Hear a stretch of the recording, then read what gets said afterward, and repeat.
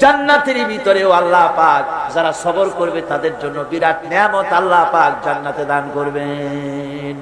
জান্নাতে যাওয়ার জন্য সবর একটা মহাগুণ, এই গুণ মুসলমানদের ভিতরে থাকতে হবে।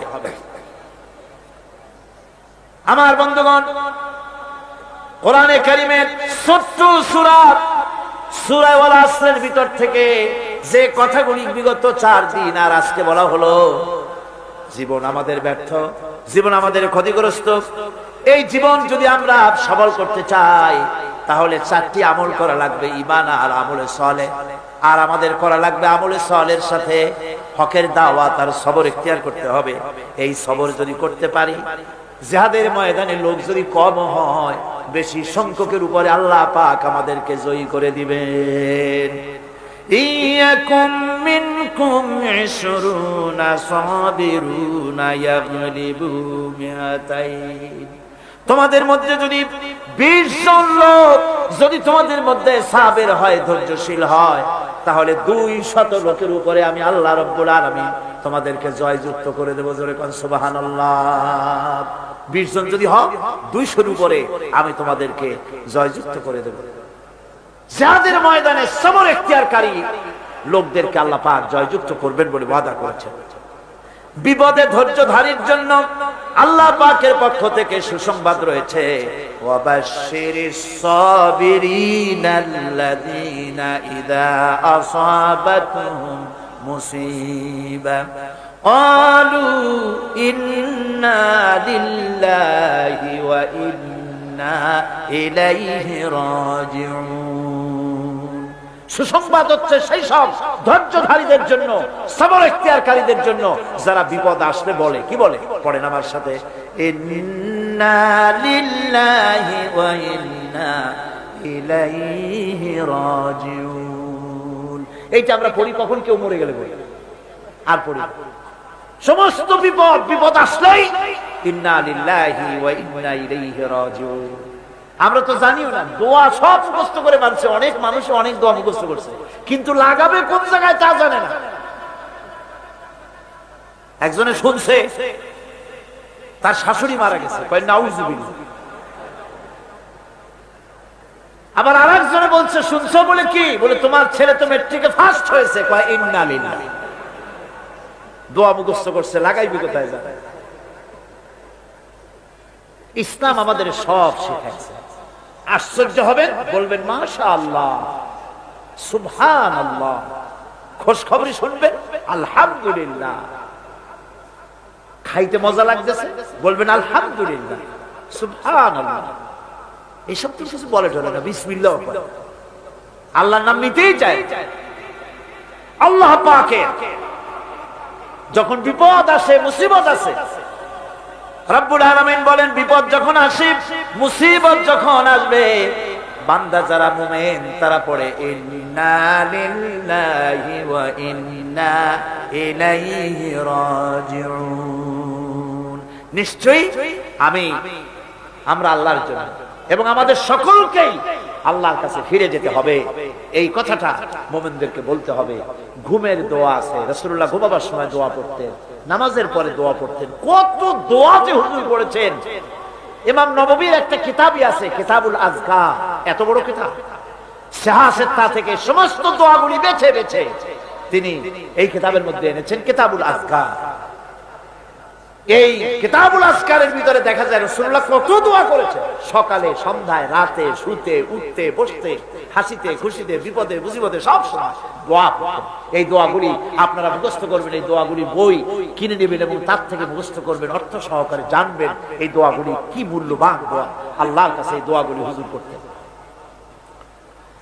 আমার বন্ধুগণ, সবরকারীদের জন্য আল্লাহ রাব্বুল আলামিন জান্নাতের ভিতরে সুউচ্চ মর্যাদা দান করবেন। তাদের জন্য সুসংবাদ রয়েছে, উলাইকা ইউজজাউনাল গুরফাতা বিমা সাবারু ওয়া ইউলাক্কাউনা ফিহা তাহিয়াতাও ওয়া সালামা। আল্লাহ রাব্বুল আলামিন তিনি বলছেন, এরা হচ্ছে সেই সব লোক যারা নাকি সবর ইখতিয়ার করেছিল দুনিয়ার ময়দানে। তাদেরকে আল্লাহ পাক জান্নাতের ভিতরে সুন্দর সুন্দর জায়গা, সুউচ্চ জায়গা, প্রশংসিত জায়গা তাদেরকে দান করা হবে এবং তাদেরকে শুভ সম্বোধন করা হবে। সেখানে তারা চিরকাল প্রবেশ করে থাকবে। আল্লাহর দয়া তো দারুণ বান্দার উপরে। বান্দা যদি একটু আমল করে, ভালো পথে চলে, গতকাল বলেছি সব করবেন একটা, আল্লাহ নেকি দেবেন 10টা। নেকির কাজ করবেন, আল্লাহ দিবে কয়টা? 10টা। তিনি তো রহমান, তিনি রহিম। এত দয়া তার বান্দা যদি আল্লাহ রাব্বুল আলামিনের দিকে, কোন বান্দা যদি একদিকে এগোয়, আল্লাহ পাক তার দিকে হেঁটে আসেন। বান্দা যদি হেঁটে যায়, আল্লাহর রহমত বান্দার দিকে দৌড়াইয়া যায়। আল্লাহ পাক বলছেন, আমার গজবের চাইতে আমার রহমত বেশি। সুবহানাল্লাহ। আমার গজবের চাইতে আমার রহমত অনেক বেশি।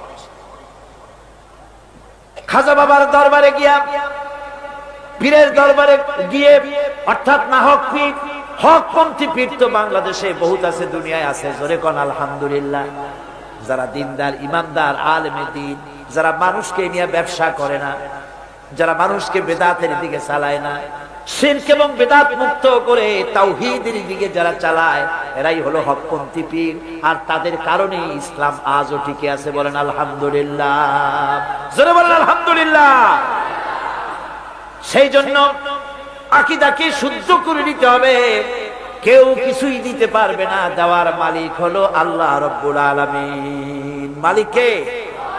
এমন দেওয়া দিবেন, পড় গিয়া জিস পর নজর बंदा को मौला कर दिया, पड़ गया जिस पर नजर बंदा को मौला कर दिया, आ गया जिस दाम में जोश कतरा को दरिया कर दिया। আল্লাহ রাব্বুল আলামিনের রহমতের নজর যদি কোন গোলামের প্রতি পড়ে যায়, গোলামটা বাদশাহে পরিণত হয়ে যায়। আল্লাহর রহমতের নজর যদি এক ফোঁটা পানির উপরে পড়ে যায়, পানি ফোঁটা আটলান্টিক মহাসাগরে পরিণত হয়ে যায়। সে আল্লাহ রাব্বুল আলামিনের উপরে ঈমান এনে সৎ কাজ করে হকের দাওয়াত দিয়া সবর ইখতিয়ার করলে পরে আল্লাহ পাক তাদেরকে জান্নাত দান করবেন। জান্নাতের সুউচ্চ মাকাম আল্লাহ পাক দান করে দিবেন। এই 4 দিন ধরে যে কথাগুলি আমি আপনাদের সামনে বললাম, এই কথাগুলির ভিত্তিতে রাসূলুল্লাহ লোক তৈরি করেছিলেন। আবু বকর হলেন, ওমর হলেন, আলী হলেন, ওসমান হলেন, রিদওয়ানুল্লাহি তাআলা আলাইহিম আজমাইন। এই সব সাহাবায়ে কেরাম ঈমানের উপরে, ধৈর্যের উপরে, সবরের উপরে, আমলে সালিহর উপরে তৈরি হয়ে গেলেন। আর এই লোকগুলো নিয়ে রাসূলুল্লাহ ইসলাম প্রতিষ্ঠা করলেন। মদিনায় আজ আল্লাহর নবী প্রেসিডেন্ট হয়ে গেলেন। সুবহানাল্লাহ। রাসূলুল্লাহ আজকে প্রেসিডেন্ট। সমাজ বিনির্মাণে সূরা আসরের বিরাট অবদান। আল্লাহ বললেন, জীবনের সমস্ত মানুষের জীবন বিফল, ব্যর্থ, ক্ষতিগ্রস্ত। 4টা কাজ করলে জীবন সফল হয়ে যাবে। কয়টা কাজ? মাত্র 4টা কাজ। এই 4টি কাজ যদি বাংলাদেশের জনগণ করে, ঈমান যদি আনে, সৎ কাজ যদি করে, হকের দাওয়াত যদি দেয়, কোনো ভয় পাবে না। মসজিদের মেম্বারে বসে হক কথা বলবে, তাতে চাকরি থাকুক আর চলে যাক। এর নাম ঈমান। এর নাম কি? এর নাম ঈমান। ওই যে ভারতের ইমাম বুখারীর কথা বোধহয় গত বছর বলছিলাম। ইমাম বুখারীর কথা, বাপের বেটা। দেখছেন কথা কি কায়দায় কয়। সুবহানাল্লাহ বিহামদিহি। যিনি কোরআন শরীফের বিরুদ্ধে যখন কলকাতা হাইকোর্টে কেস করা হলো, কোরআন শরীফকে ব্যান করে দেওয়া হলো, নাউযুবিল্লাহি মিন যালিক।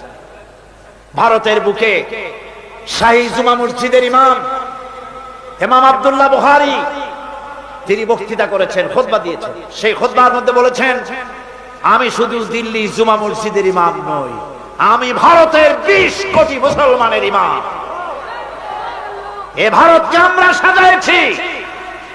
ভারতের কুতুব মিনার আমার করা, ভারতের তাজমহল, শীষমহল, দেওয়ানি আম, দেওয়ানি খাস সব মুসলমানদের করা। ভারত, পৃথিবীর মানুষেরা ভারতে যা দেখতে যায় সব কার করা?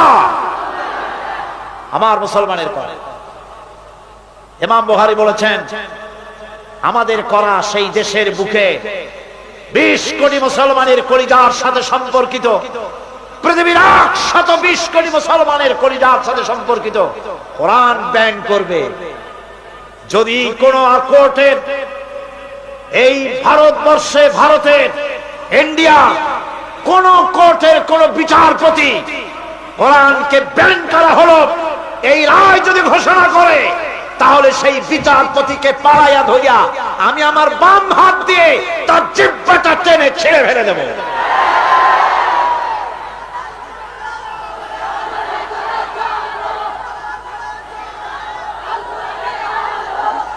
সুতরাং আজ ওলামাদের সবচাইতে বড় দায়িত্ব, সবচাইতে বড় দায়িত্ব কার?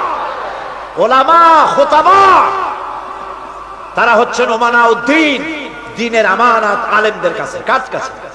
ওলামাদের কাছে দ্বীনের দায়িত্ব।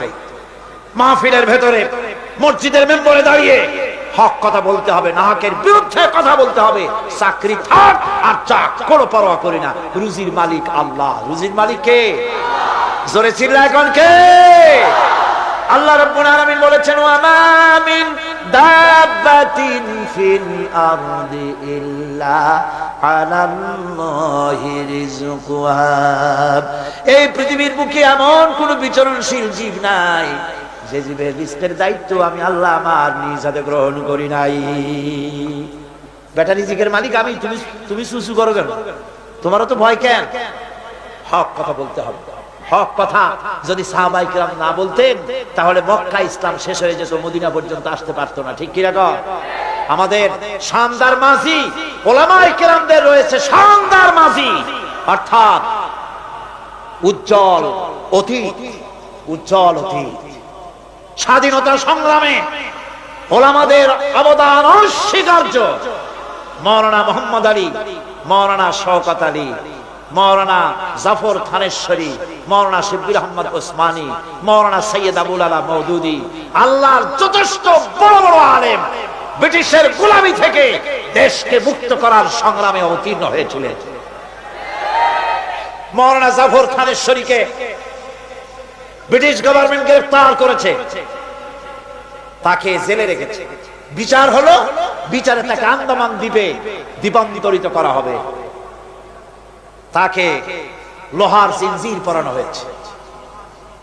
উপমহাদেশের ওলামাদের মধ্যে শীর্ষস্থানীয় আলেম মাওলানা জাফর থানেশ্বরী, গলায় শিকল পরানো, কোমরে শিকল পরানো, পায়ে শিকল পরানো, হাতে শিকল পরানো। এই অবস্থায় ব্রিটিশ পুলিশেরা তাকে টানতে টানতে নিয়ে যাচ্ছে জাহাজের দিকে আন্দামান। হাজার হাজার মানুষ বোবার মতো তাকায় আছে। অস্ত্রের সামনে কথা বলার সাহস কারো নাই। সকলের চোখ থেকে পানি ঝরছে। যাতে এত শ্রদ্ধা করতাম, যার বক্তৃতা শুনতে হাজার হাজার মানুষের ঢল নামতো, তারা আজকে বান্ধে নিয়ে যাচ্ছে। তিনি এদিক ওদিক তাকাচ্ছেন আর হাসি মুখে এগিয়ে যাচ্ছেন। হঠাৎ করে নজর পড়লো যারা দাঁড়িয়ে আছে তাদের মধ্যে দুই তিনটা ছোট্ট বাচ্চা নিয়ে বোরখা পরা একটা মেয়ে লোক দাঁড়ানো। তিনি বাচ্চাদেরকে দেখে বুঝতে পারলেন বোরখা পরা মেয়ে লোকটি তার স্ত্রী। পুলিশকে বললেন, আমাকে এখানে একটু দাঁড়াতে দাও।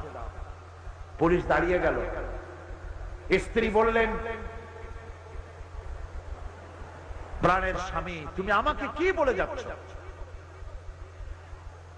মাওলানা জাফর থানেশ্বরী বলছেন, প্রাণের স্ত্রী, তোমাকে নতুন কোন কথা আমি বলবো না, পুরান কথাটা স্মরণ করিয়ে দেই। হযরতে ইব্রাহিম আলাইহিস সালাম তার বিবি হাজেরা আর তার বাচ্চা ইসমাইলকে মরুভূমির ভিতরে, বাড়ি নাই, ঘর নাই, পানি নাই, খাবার নাই, ওই মরুভূমির ভিতরে যে আল্লাহর কাছে ছেড়ে গিয়েছিলেন, আমি তোমাকে আর বাচ্চাগুলিকে সেই আল্লাহর কাছে ছেড়ে গেলাম। ব্রিটিশ সরকারের পতন হলো, জিল্লাতির সাথে বিদায় হলো, ওলামাদের রক্তের উপরে স্বাধীনতা কায়েম হলো। আজ ইতিহাস থেকে আলেমদেরকে, পীরদেরকে মুছে ফেলার ষড়যন্ত্র চলছে। এদেশে ইসলাম এনেছে আল্লাহর ওলিরা, আল্লাহর পীর বুজুর্গ, আল্লাহর ওলিরা, তারা এই দেশে ওলামায়ে কেরাম ইসলাম এদেশে এনেছেন। তাদের কারণেই এই দেশে লক্ষ লক্ষ মসজিদ হয়েছে, মাদ্রাসা হয়েছে। ওলামায়ে কেরামদের সঙ্গে বেয়াদবি করে কোন সরকার টিকতে পারে নাই, ভবিষ্যতেও ওলামাদের আজ এক হওয়ার সময় এসেছে। ওয়াতাসিমু বিহাবলিল্লাহি জামিআন ওয়ালা তাফাররাকু, ঐক্যবদ্ধ হয়ে আমার রশিকে মজবুত ভাবে ধারণ করো। আমার রশি হলো কি? জোরে কোন কি? এই রশি, এটাকে আল্লাহ রশি বললেন। হাবলুল্লাহ, এটা আল্লাহ রশি। এই রশি আল্লাহ ছাড়িয়ে দিলেন কোথায়? দুনিয়ায়। আমরা ছিলাম কোথায়? তাও মনে নেই। আমরা ছিলাম জান্নাত। আমাদের বাপ মা কোথায় ছিলেন? জান্নাতে ছিলেন। জান্নাত থেকে পড়লাম কোথায়? দুনিয়া নামক কুয়ার মধ্যে। কুয়া থেকে কুয়ায় পতিত মানুষ উঠাবার জন্য সবচাইতে সুন্দর জিনিস কি? বাঁশ না লাঠি? রশি। রশি হলো সবচাইতে উপকারী। এখন এই রশি ধরে আপনি মানুষ উঠাবেন, সেজন্য সেই রশির আবার দুইটা শর্ত থাকতে হবে। রশির শর্ত কয়টা হবে? দুইটা। একটা শর্ত হলো রশিটা যেন পচা পাটের দড়ি না হয়, তাহলে নিচে যারা পড়ছে এরা যদি রশি ধরে আর উপর দিয়ে যদি টান দেয়, রশি ছিঁড়ে যাও বাস্ত তাও শেষ। রশিটা হইতে হবে মজবুত। রশিটা কি হইতে হবে? দুই নম্বরে রশি যিনি ধরবেন কুয়ার উপর থেকে, তার হাতটা মজবুত হতে হবে, যেন কুয়ায় পতিত লোকেরা রশি ধরিয়া ঝুলা পড়লে ওনার হাত দিয়া ফসকিয়া মানুষগুলা সিটই পড়ে দাঁতগুলা না ভাঙে। সেই জন্য হাতটা কি হতে হবে? এবার আপনারা বলেন, হাবলুল্লাহ আল্লাহর রশি কি কোনো পচা পাটের দড়ি নাকি? আল্লাহর হাত কি কোনো শিথিল হাত নাকি? আল্লাহ বলছেন, ওই দুনিয়ার মানুষেরা জান্নাতি তোমরা ছিলা, দুনিয়ায় আমি পাঠাইছি উঠায় আনার জন্য রশি নাজিল করে দিলাম। রশি হলো কোরআন। ওয়াতাসিমু বিহাবলিল্লাহি জামিআন, আস্তাতা বলা হয় নাই যেখানটা খুশি সেখানটা ধরো, এরকম না। সবাই মিলে এক জায়গা দিয়া ধরো, রশির অপর প্রান্ত ধরে টেনে আমি আল্লাহ তোমাদেরকে আবার হারানো জান্নাতে পৌঁছাইয়া দেব। হারানো জান্নাতে আমরা কি আবার ফিরে যেতে চাই? কারা কারা চাই? আলহামদুলিল্লাহ, জোরে কোন আলহামদুলিল্লাহ।